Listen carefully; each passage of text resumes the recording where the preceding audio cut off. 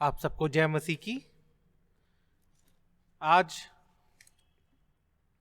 पुनरुत्थान पर्व के पूर्व 7वां रविवार है और आज का जो विषय है, थीम है, वो है परमेश्वर ने अपने पुत्र प्रभु यीशु को इसलिए भेजा कि वह हमारी देह और आत्मा को स्वस्थ करे। कई बार हम लोग सोचते हैं, कई लोग सोचते हैं कि हम परमेश्वर के लायक नहीं है। हमारा जो जीवन है, जितना हमने अभी तक जिया है, वो पर जो जीवन था, पिछला जीवन, वो परमेश्वर के लायक नहीं था। हमने बहुत अपने जीवन में गलतियां की, बहुत पाप हमने किए, बहुत परमेश्वर से हम दूर रहे। और आज जो हमारा जीवन है वो इस लायक नहीं है कि परमेश्वर के बारे में हम सोचें, या हम परमेश्वर के नज़दीक जाने के बारे में सोचें, या उसकी आराधना करने के बारे में सोचें। लेकिन आज जो पैसेज हमारे लिए है और जो हम जिस पे विचार करेंगे वो है मरकुस उसका 2 बाब और उसकी 13 से 17 आयत तक। वो पैसेज जो हिस्सा है वो हमें बताता है कि हमें इन सब बातों की चिंता करने की ज़रूरत नहीं है, क्योंकि यीशु मसीह ऐसे ही लोगों को बचाने के लिए आया, जो पापी थे, जो पाप में थे, उन लोगों को बचाने के लिए, उन लोगों को उसने अपने कामों के लिए इस्तेमाल करने के लिए बुलाया।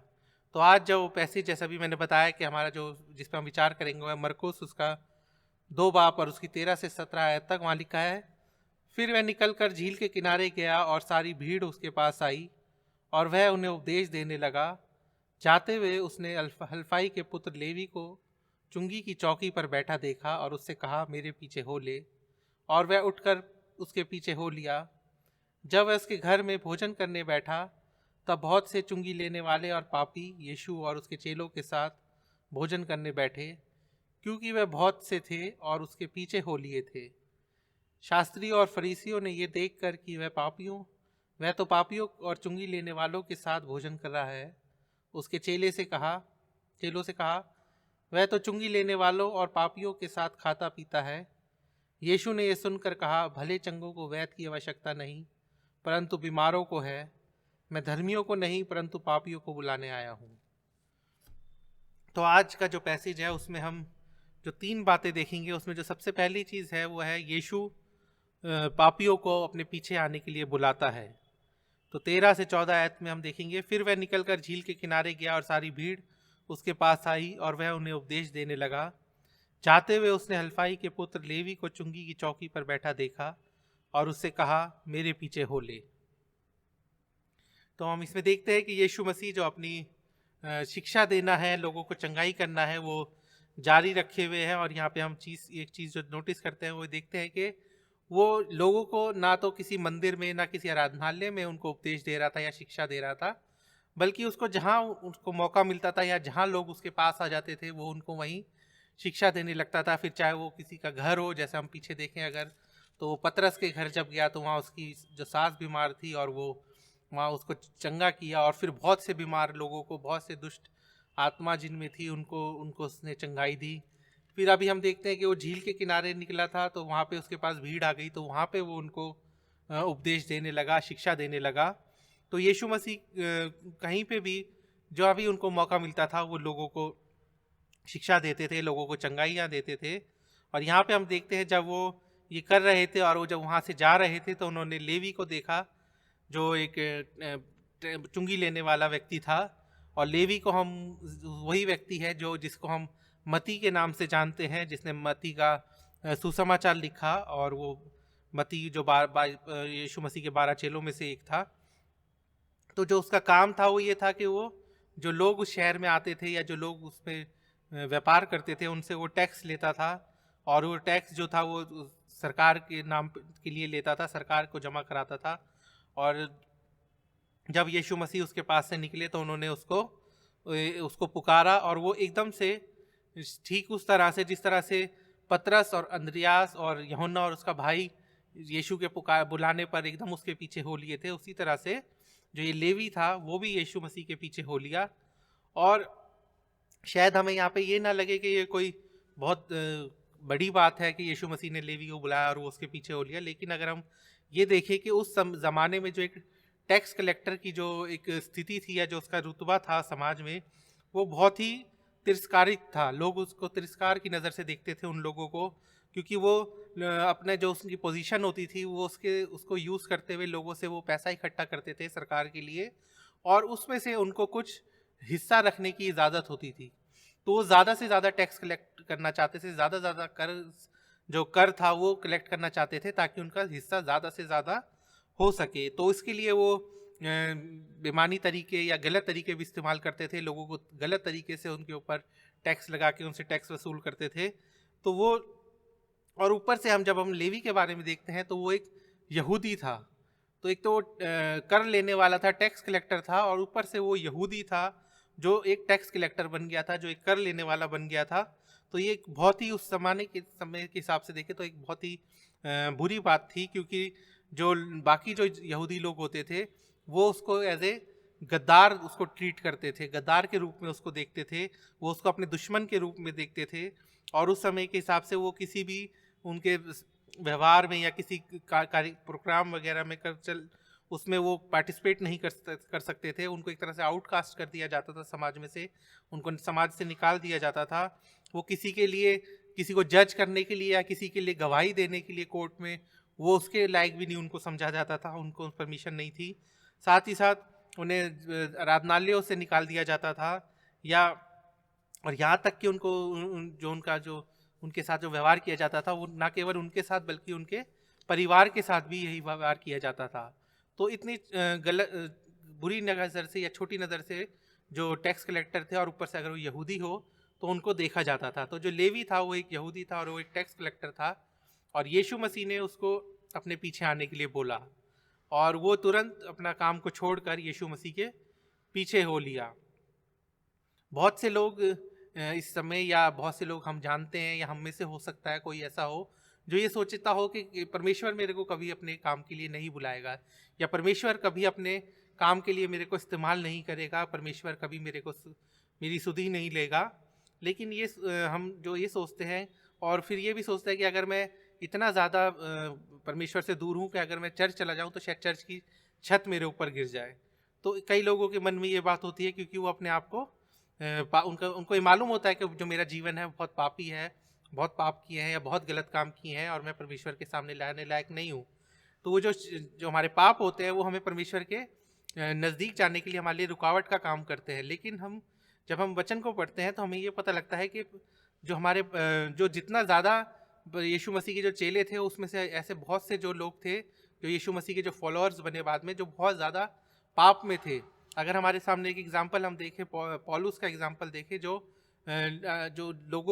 मसीह लोगों को मारता था, उनको आराधनालय चर्चों को खिलाफ था, उसको जला देता था, और वही यीशु मसीह का सबसे बड़ा जो फॉलोअर बना। और उसने, हम अगर पहला तिमोथी और 1:15 में देखें तो वो अपने आप को सबसे बड़ा पापी कहता है। वहाँ लिखा है, ये बात सच है, हर प्रकार से मानने योग्य है कि मसीह यीशु पापियों का उद्धार करने के लिए जगत में आया, जिनमें सबसे बड़ा मैं हूँ। तो वो स्वीकार करता है कि मैं सबसे बड़ा पापी हूँ, जो पौलुस है। और इसी तरह से जब हम लोग जो मसीह लोग हैं, हम चर्च आते हैं, या हम चर्च में हम एक कलीसिया के रूप में हम अपने आप को देखें, तो हमारी कलीसिया भी हम ये कह सकते हैं कि हम कोई ये नहीं कह सकता कि मैं पापी नहीं हूँ। हर कोई एक पापी है, क्योंकि हर किसी के, जो एक इंसान के नाते हम सब में कुछ ना कुछ कमजोरियाँ हैं, घटी हैं, जिनके कारण हम इस में पड़ जाते हैं। तो अगर वो पहला कुरिन्थियों 6:9-11 में देखें तो वहाँ पौलुस कुछ एग्जाम्पल हमें बताता है कि क्या तुम नहीं जानते कि अन्यायी लोग परमेश्वर के राज्य में वारिस ना होंगे। धोखा ना खाओ, ना वैश्यगामी, ना मूर्ति पूजक, ना परिस्थिगामी, ना लुच्चे, ना पुरुषगामी, ना चोर, ना लोभी, ना पियक्कड़, ना गाली देने वाले, ना अंधेरा करने वाले परमेश्वर के वारिस होंगे, राज्य के वारिस होंगे।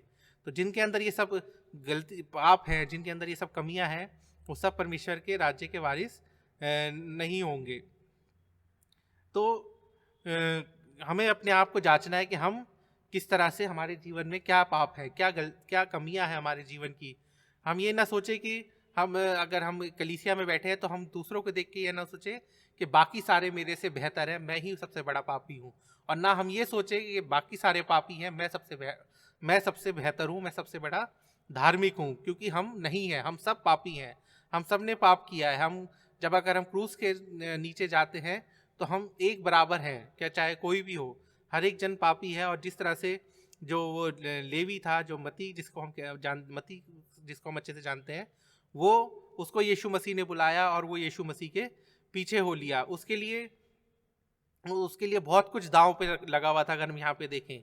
क्योंकि अगर हम पतरस और यूहन्ना को देखें तो वो अपना जो काम था, वो अगर यहाँ पे यीशु मसीह के पीछे आए थे और अगर वहाँ पे वो नहीं कामयाब हो पाते तो वो अपने काम पे वापस जा सकते थे, फिर से मछुआरा वो बन सकते थे, मछलियाँ पकड़ना शुरू कर सकते थे। लेकिन यहाँ पे हम जब लेवी को देखते हैं, मती को देखते हैं, तो वो अपना एक तरह से नौकरी छोड़ कर आया था, जो उसके काम था टैक्स कलेक्टिंग का या जो कर लेने का, वो उसको छोड़कर आया था। और ना केवल वो उसको उसने वहाँ पे उसी समय छोड़ दिया था, बल्कि हम यहाँ पे जब लूका 5:28 में पढ़ते हैं, तब वह सब कुछ छोड़कर उठा और यीशु के पीछे हो लिया। यानी कि सब कुछ, वो जितना उसने टैक्स कलेक्ट किया होगा, जो भी बही खाते होंगे, जो भी अकाउंट्स होगा, वो सब कुछ छोड़कर वहीं पे उसने छोड़ दिया और वो यीशु मसीह के पीछे हो लिया। तो हम ये देखते हैं कि अगर वो सोचता कि चलो मैं वापस अपनी जॉब पा लेता हूँ, तो शायद वो उसको नहीं मिलेगी, क्योंकि वो अपनी नौकरी को एक तरह से हम कहें आज की भाषा में कि वो लात मार कर अपनी नौकरी को वो यीशु मसीह के पीछे हो लिया था।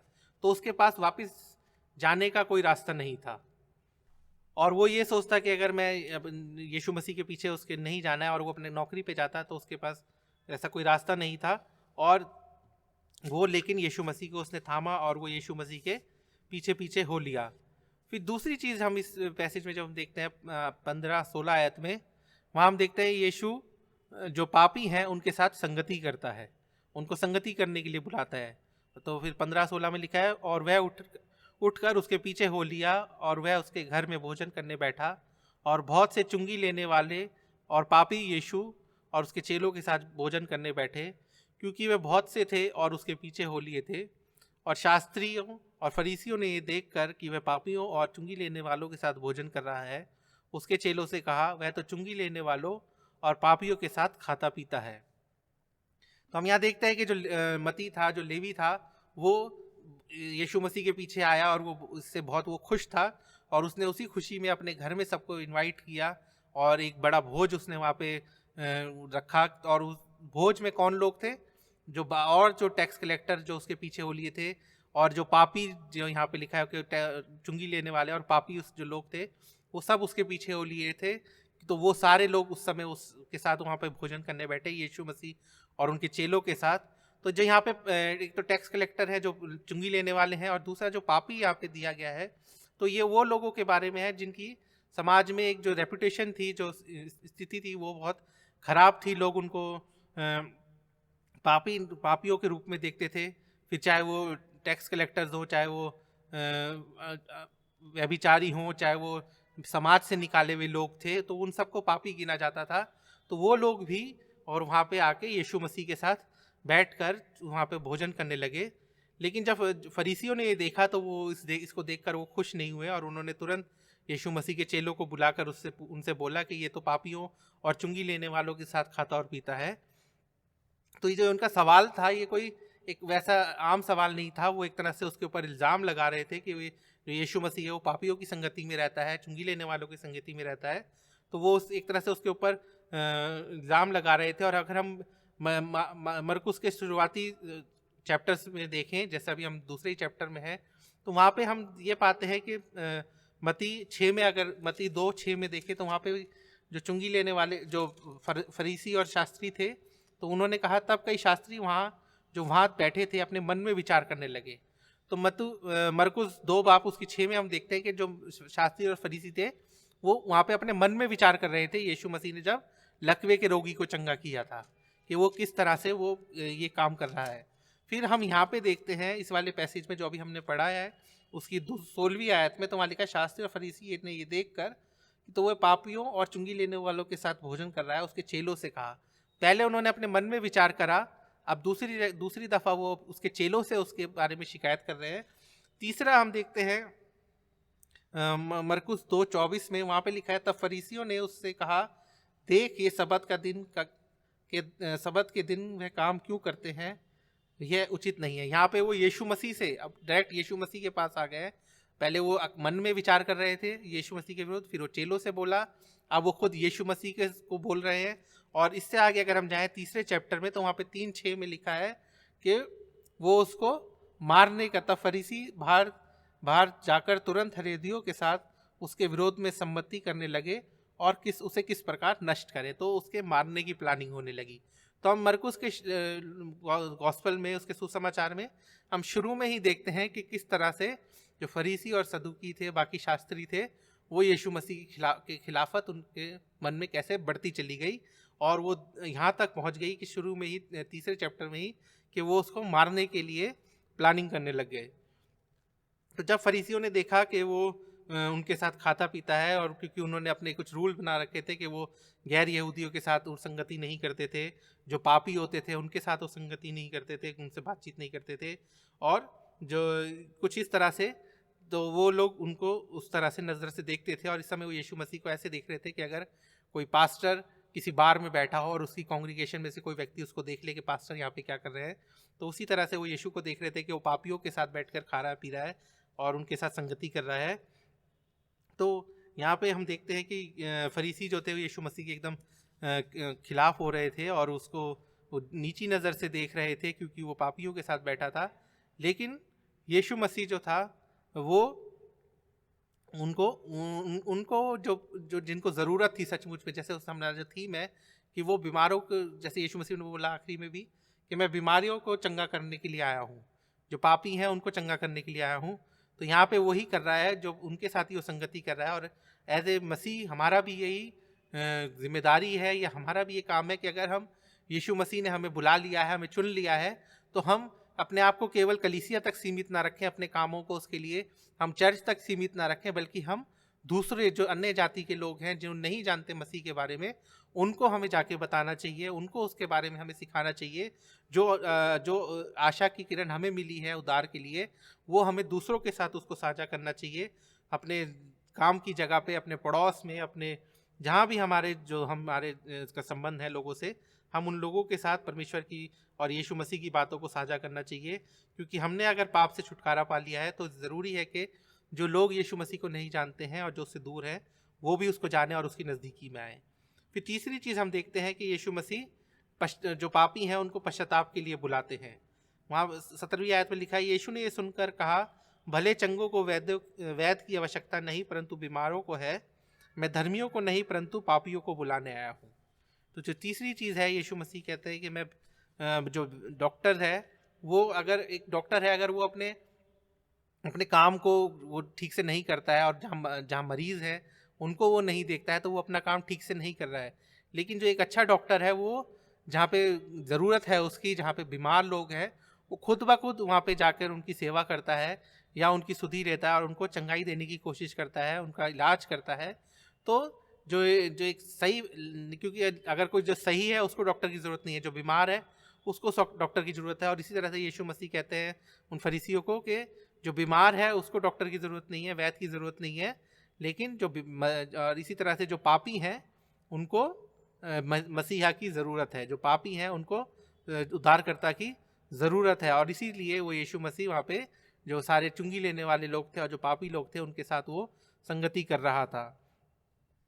तो यहाँ पे यीशु मसीह कहते हैं कि मैं धर्मियों का उद्धार करने नहीं, अगर हम आखिरी आयत में देखें तो वहाँ लिखा है, मैं धर्मियों को नहीं परंतु पापियों को बुलाने आया हूँ।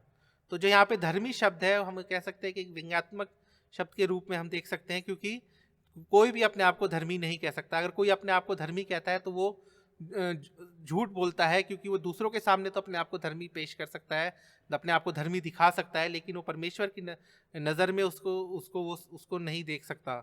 और यहाँ पे यीशु मसीह यही कह रहे हैं कि वो धर्मियों को, तो क्योंकि वो जो धर्मी शब्द है जो यहाँ पे उनको भी वो कह रहे हैं, जो फरीसी और सदूकी जो अपने आप को धर्मी मानते थे, जो दूसरों को धर्मी मानते थे और अपने आप को ज़्यादा धर्मी मानते थे, तो वो उन लोगों के लिए, क्योंकि वो धर्मी लोग हैं जिनको लगता है कि हमें परमेश्वर की ज़रूरत नहीं है, हमें यीशु मसीह की ज़रूरत नहीं है, हम अपने आप में काफ़ी हैं, हम जितना काम कर रहे हैं हमारे लिए धर्म के काम वो हमारे लिए काफ़ी हैं। तो उनको यीशु मसीह की ज़रूरत नहीं है। जो व्यक्ति अगर अंदर से बीमार है लेकिन वो ऊपर से अपने आप को सही दिखा रहा है और उसको लोग बोल रहे हैं डॉक्टर के पास जाओ, लेकिन वो कहता नहीं मैं ठीक हूँ, मैं नहीं जाता डॉक्टर के पास, तो वो डॉक्टर उसको इसका इलाज ज़बरदस्ती नहीं करेगा। इसी तरह से जो अपने आप को धर्मी मान रहा है और वो ये शो कर रहा है कि मुझे परमेश्वर की ज़रूरत नहीं है, यीशु मसीह की ज़रूरत नहीं है, मैं अपने आप में धर्मी हूँ, तो वो उसके लिए फिर उसका कोई इलाज नहीं है। लेकिन जो यहाँ पे जो व्यक्तियों के जिसके बारे में यीशु मसीह कह रहे हैं कि जिस बीमारों के बारे में बात कर रहा है, जो व्यक्ति अपने आप को जानता है मैं पापी हूँ, मैंने पाप किए हुए हैं और मैं बहुत दूर परमेश्वर की नज़दीकी में नहीं हूँ, परमेश्वर के साथ नहीं हूँ, परमेश्वर से दूर हूँ, उनको उनके लिए, लेकिन वो चाहता है कि मैं परमेश्वर की नज़दीकी में जाऊँ, तो वो यीशु मसीह उन लोगों को बुलाने के लिए आया, उन लोगों के लिए उसने अपने हाथ को बढ़ाया। जिस तरह से हम देखते हैं वो यीशु मसीह जब वो वहाँ पे एक औरत के लिए जब देखते हैं कि वो उसको बोलते हैं कि उसको यीशु मसीह ने, जिसको सब मार रहे थे, यीशु मसीह ने उसको कुछ नहीं कहा, बस उसको ये बोला कि जा और अपने जो पाप है अपने उसको छोड़ दे, यूहन्ना 8:11 में। तो इसी तरह से यीशु मसीह हम सबको, किसी को सजा देना नहीं आए, किसी को कंडेम करने नहीं आए, बल्कि वो सबको बचाने आए हैं, सबको वो उस पाप से छुटकारा दिलाने के लिए आए हैं। उन्होंने अपनी जान जो क्रूस पर दी, इसीलिए दी हमारे पापों की खातिर। तो वो तो जो यीशु मसीह की जो चंगाई है वो सारे पापियों के लिए है। जितने लोग पाप में पड़े हुए हैं, जितने लोग मसीह से दूर हैं, उन लोगों के लिए वो चंगाई लेकर आया और उन लोगों को वो पुकारता है। तो जब हम देखते हैं आखिर में कि यीशु मसीह की यीशु मसीह की जो ज़रूरत है, उसकी जो उद्धार की ज़रूरत है, वो उन बीमारों को है जिनको जो पाप में पड़े हुए हैं, और वो उस पाप से वो चंगाई चाहते हैं। जब यीशु मसीह उनको पुकारता है तो वो उसका उत्तर देते हैं, उसके पीछे हो लेते हैं। तो आज हम जितने लोग यहाँ पे इस समय हैं और इस समय बैठे हैं, हम सबको अपने जीवन में जो भी हमारे पाप है हमें उनको स्वीकार करना है, क्योंकि यीशु मसीह ने हमारे पापों का जो छुटकारा था वो क्रूस पर दे दिया, और आज हम सब उस पाप से क्षमा पा सकते हैं, अपने आप को उद्धार पा सकते हैं। जिस तरह से वो जो लेवी था, जो मती था, उसको यीशु मसीह ने बस एक आने के लिए बोला और वो तुरंत उठ के यीशु मसीह के पीछे चल दिया। तो आज जब परमेश्वर हमें पुकारता है तो हमारा क्या उत्तर होगा? कि हम भी सब कुछ छोड़कर, सब कुछ त्याग कर यीशु मसीह के पीछे चलने के लिए तैयार हैं, अपना जीवन उसको देने के लिए तैयार हैं? तो अगर हम इस सब के लिए तैयार हैं तो आज परमेश्वर हमें पुकारता है और हम उसके साथ चलने के लिए तैयार हों, और परमेश्वर हम सबको आशीष दे। आइए हम प्रार्थना करें। हे सर्वशक्तिमान दयालु परमेश्वर, धन्यवाद करते हैं आज के वचन के लिए। धन्यवाद करता हूँ परमेश्वर कि आज परमेश्वर आपने हम सबको ये मार्ग दिखाया, हमें सबको समझ दी परमेश्वर कि हम सब जो पापी हैं हम, लेकिन आपका अनुग्रह हम सब पर है, और आप जब हमें पुकारे तो हम सब कुछ छोड़कर आपके पीछे चलने वाले हो सके। परमेश्वर हम सबको ये सामर्थ दीजिए कि हम आपको थामें और आपको पीछे चले। परमेश्वर हम सबके गुनाहों को माफ़ कीजिए परमेश्वर, और हमें सचमुच में हमें वो मन दीजिए जो सचमुच में हम पश्चाताप कर सके। विश्वास के साथ ही प्रार्थना आपके प्यारे बेटे खुदा यीशु मसीह के नाम से मांगते हैं, आमीन।